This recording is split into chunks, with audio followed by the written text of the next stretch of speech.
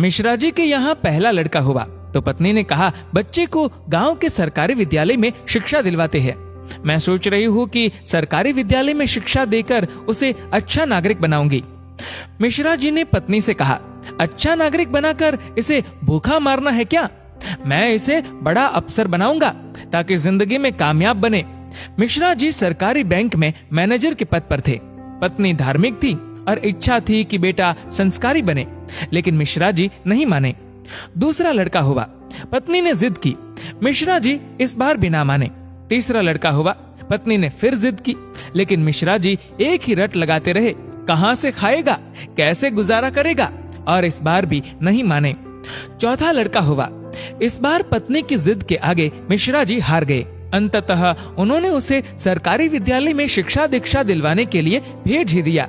अब धीरे धीरे समय का चक्र घुमा। अब वो दिन आ गया जब बच्चे अपने पैरों पे मजबूती से खड़े हो गए। पहले तीनों लड़कों ने मेहनत करके सरकारी नौकरियां हासिल कर ली। पहला डॉक्टर, दूसरा बैंक मैनेजर, तीसरा एक गवर्नमेंट कंपनी में ऑफिसर के पद पर जॉब करने लगा। एक दिन की बात है, मिश्रा जी पत्नी से बोले, अरे भाग्यवान, देखा मेरे तीनों होनहार बेटे सरकारी पदों पे लग गए ना, अच्छी कमाई भी कर रहे हैं। तीनों की जिंदगी तो अब सेट हो गई, कोई चिंता नहीं रहेगी अब इन तीनों को। लेकिन अफसोस, मेरा सबसे छोटा बेटा संस्कारी बनकर पास ही के विद्यालय में नौकरी कर गांव में ही खेती को संभाल रहा है।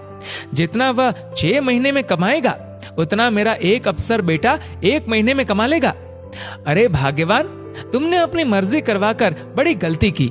तुम्हें भी आज इस पर पश्चाताप होता होगा, मुझे मालूम है, लेकिन तुम बोलती नहीं हो। पत्नी ने कहा, हम में से कोई एक गलत है और इस बात का दूध पानी का पानी हो जाना चाहिए। चलो अब हम परीक्षा ले लेते हैं चारों की, कौन गलत है कौन सही पता चल जाएगा। दूसरे दिन शाम के वक्त पत्नी बाल बिखरा अपनी साड़ी का पल्लू फाड़कर और चेहरे पर 1-2 नाखून के निशान मारकर आंगन में बैठ गई और पतिदेव को अंदर कमरे में छिपा दिया। बड़ा बेटा आया, पूछा, मम्मी क्या हुआ? जवाब दिया, तुम्हारे पापा ने मारा है। पहला बेटा बोला, बुढ़ा सठिया गया है क्या? कहाँ है, बुलाओ। मम्मी ने कहा, वो घर पर नहीं है, बाहर गए हैं। पहला बेटा बोला, आए तो मुझे बुला लेना, मैं कमरे में हूँ, मेरा खाना निकाल दो, मुझे भूख लगी है। ये कहकर कमरे में चला गया। दूसरा बेटा आया, पूछा तो मम्मी ने वही जवाब दिया। दूसरा बेटा बोला, क्या पगला गए हैं इस बुढ़ापे में? उनसे कहना चुपचाप अपनी बची कुची जिंदगी गुजार ले। आए तो मुझे बुला लेना, और मैं खाना खाकर आया हूँ, सोना है मुझे। अगर आए तो मुझे अभी मत जगाना, सुबह खबर लेता हूँ उनकी। ये कहकर वो भी अपने कमरे में चला गया। तीसरा बेटा आया, वजह पता चलते ही वो तो आग बबूला हो गया। इस बुढ़ापे में अपनी औलादों के हाथ से जूते खाने वाले काम कर रहे हैं। इस बेटे ने तो मर्यादा की सारी हदें पार कर दी। ये कहकर अपने कमरे में चला गया। मिश्रा जी अंदर बैठे बैठे सारी बातें सुन रहे थे। ऐसा लग रहा था कि जैसे उनके पैरों के नीचे से जमीन खिसक गई हो और उनके आंसू नहीं रुक रहे थे। किस तरह इन बच्चों के लिए दिन रात मेहनत करके इन्हें पाला पोसा, बड़ा आदमी बनाया, जिनकी तमाम गलतियों को मैंने नजरअंदाज करके आगे बढ़ाया, और ये ऐसा बर्ताव अब तो बर्दाश्त ही नहीं हो रहा। इतने में चौथा बेटा घर में ओम ओम ओम करते हुए अंदर आया। माँ को इस हाल में देखा तो भागते हुए आया। पूछा तो माँ ने अब गंदे गंदे शब्दों में अपने पति को बुरा भला कहा। तो चौथे बेटे ने माँ का हाथ पकड़कर समझाया कि माँ, आप पिताश्री की अर्धांगिनी हो, वो आपके बिना अधूरे है। अगर पिताजी ने आपको कुछ कह दिया तो क्या हुआ?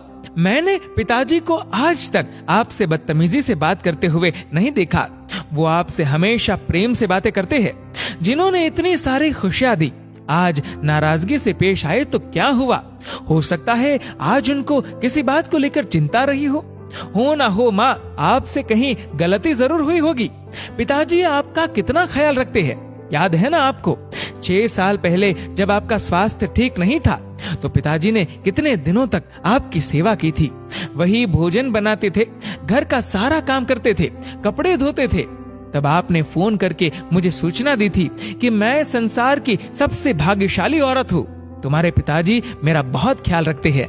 इतना सुनते ही माँ बेटे को गले लगाकर फफक फफक कर रोने लगी। मिश्रा जी आंखों में आंसू लिए सामने खड़े थे। अब बताइए, क्या कहेंगे आप मेरे फैसले पर? पत्नी ने मिश्रा जी से पूछा। मिश्रा जी ने तुरंत अपने बेटे को गले लगा लिया। मिश्रा जी की धर्म पत्नी ने कहा, ये शिक्षा इंग्लिश मीडियम स्कूलों में नहीं दी जाती। ये शिक्षा तो परिवार के व्यवहार व संस्कारों से मिलती है। अब मिश्रा जी को एहसास हुआ, जिन बच्चों पर लाखों खर्च करके डिग्रियां दिलाई, वे सब तो नकली निकले। जीवन का अंतिम समय कैसे व्यतीत होगा, इसका फैसला आपका धन नहीं, बल्कि आपके द्वारा किए गए व्यवहार और दिए हुए संस्कार तय करेंगे। दोस्तों, इस वीडियो को लेकर आपकी क्या राय है, नीचे कमेंट करके जरूर बताएगा। और अगर आपको वीडियो अच्छा लगा हो तो इस वीडियो को लाइक करेगा, शेयर करेगा ज्यादा से ज्यादा लोगों तक। और ऐसे ही और भी इंस्पिरेशनल वीडियोस के लिए सब्सक्राइब करें हमारे यूट्यूब चैनल को और फेसबुक पर फॉलो करें हमारे पेज को। धन्यवाद।